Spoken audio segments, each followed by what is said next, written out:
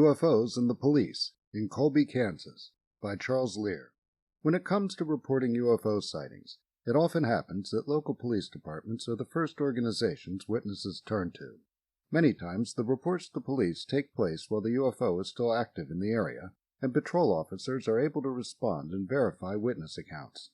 Famous examples are the 1966 case involving Dale Spar and his partner, Wilbur Barney Neff, who chased a UFO from Portage County, Ohio, all the way into Pennsylvania, and another Ohio case, this time in Trumbull County in 1994, involving multiple officers chasing and observing UFOs. Their radio interactions have been preserved in the form of a recording from a police dispatch that was turned over to researcher Kenny Young. This week we'll look at a 1972 case out of Colby, Kansas, that involved multiple police witnesses and multiple UFOs. There is a file on this case available at ufohistoryfiles.com containing newspaper and magazine articles on sightings reports in the area leading up to and including the Colby reports. Among the clippings is an article by Hayden C. Hughes, who founded the Oklahoma-based International UFO Bureau at the age of 13 in 1957 and had a long history in ufology and cryptozoology. Titled UFOs over Kansas and published in the March 1973 issue of Fate magazine, the article contains details of UFO activity starting in Dighton, Kansas in late 1971. According to Hughes, Dighton Police Chief M.R. Shelton said that the first sightings were thought to be military planes checking feedlot runoff using infrared photography and attracted little interest. The sightings continued into 1972, and the department started keeping records.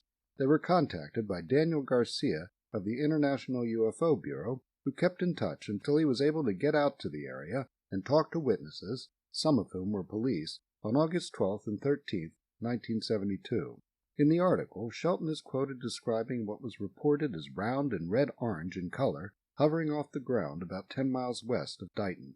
According to Shelton, it seemed to be under intelligent control, as it would be stationary and then move away whenever an officer would use their radio to report it. Shelton explains, every time we transmit, it moves. Another officer, Captain John Banninger, confirmed Shelton's statements with his reports of multiple sightings he'd had where the UFO behaved just as Shelton described. Banninger reported a series of 5 sightings, 2 in March on the 22nd and 24th at around 10:15 p.m., and 3 in July, 1 on the 5th at an unspecified time, and 1 each on the 7th and 9th at 4:45 a.m. According to him, in all but the July 5th sighting where the UFO took off as soon as he saw it, the UFO took off as soon as he used his radio to report it. After the UFO went out of sight on July 9th, Banninger radioed the Scott City Police, stationed 24 miles west of Dighton. According to Hughes, Scott City officer Reginald Ford saw what could have been the same UFO coming from the east. Banninger's description of what he saw was a blue-white cast of an iodine quartz light varying to a peach-colored glow. While the activity started in the Dighton area, the focus in Hughes' article, and the others in the file, is on the sightings in Colby, Kansas in August of 1972, and particularly one by Sergeant Paul Carter and Officer Dennis Brown. Hughes' article begins with Gem, Kansas resident John Calkins being awakened by his dog sometime after midnight on August 19, 1972, and then calling the Colby police to report that he'd seen a thing or a couple of things hovering over the horizon. According to Hughes, they were flashing red and green lights. At around 2:07 a.m., Colby Police Sergeant Paul Carter, unaware of Calkins' report, spotted an object matching the description given by Calkin moving from northeast to southwest over Colby. He went after it and followed it for 2 miles until it stopped. Along the way, he radioed fellow officer Dennis Brown and tried to get a picture of the object with a Polaroid camera. When the object stopped, it was over a plowed field. According to Hughes, Carter saw a huge disc-shaped object 30 to 35 feet long, hovering 100 yards away. Carter is quoted as saying, all the time it was flashing red and green. It resembled a cereal bowl turned upside down, and it was about 35 feet wide and 18 to 20 feet tall. As he watched, the object began to glow with a light so bright he couldn't look at it. As it got brighter, something white began to drip from it, but Carter didn't see anything land on the ground. After about 8 minutes, around 2:15 a.m., the object made a whooshing sound and went straight up. It was out of sight within 3 seconds, and Brown arrived just in time to see it take off. The object then came back, and Brown could clearly see what Carter had described. He had an Instamatic camera with him and took some pictures. The object then took off again and headed southeast.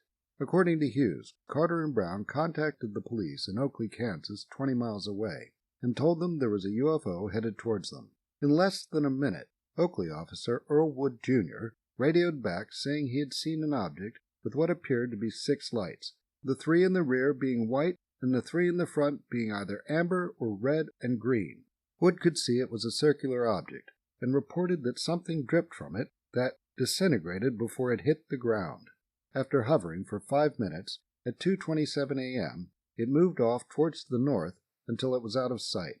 As this was happening, the Colby police received reports from local citizens, and Calkins called again to report that he was seeing 2 or 3 objects making weird noises. Carter and Brown headed towards Gem to check it out, and saw what seemed to be the same UFO with the same multicolored lights. It moved off 9 miles to the northeast, and Carter and Brown followed it until it stopped and hovered again. By now they were far out of their jurisdiction and stopped their pursuit. They observed it from a distance for several hours and also saw between 4 and 8 objects zipping through the night sky. Carter and Brown talked to a Missouri couple who reported that they encountered a bright white light that swept over them as they were driving on I-70.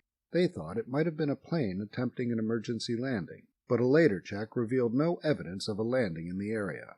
According to Hughes, Carter spoke to the investigators and reported that the pictures taken by Brown turned out blank, and the Polaroid he took showed only something that looked like a car headlight. Carter spoke freely to the press and wrote a letter in the Salina Journal that was printed in the September 12, 1972 issue. In it he wrote, "I am not trying to say that there are beings in flying saucers up there. I am trying to point out that until a person has seen something like this, he cannot possibly explain it." He described himself as being a complete non-believer prior to his sighting. Charles Lear is the author of The Flying Saucer Investigators, available at Amazon.com.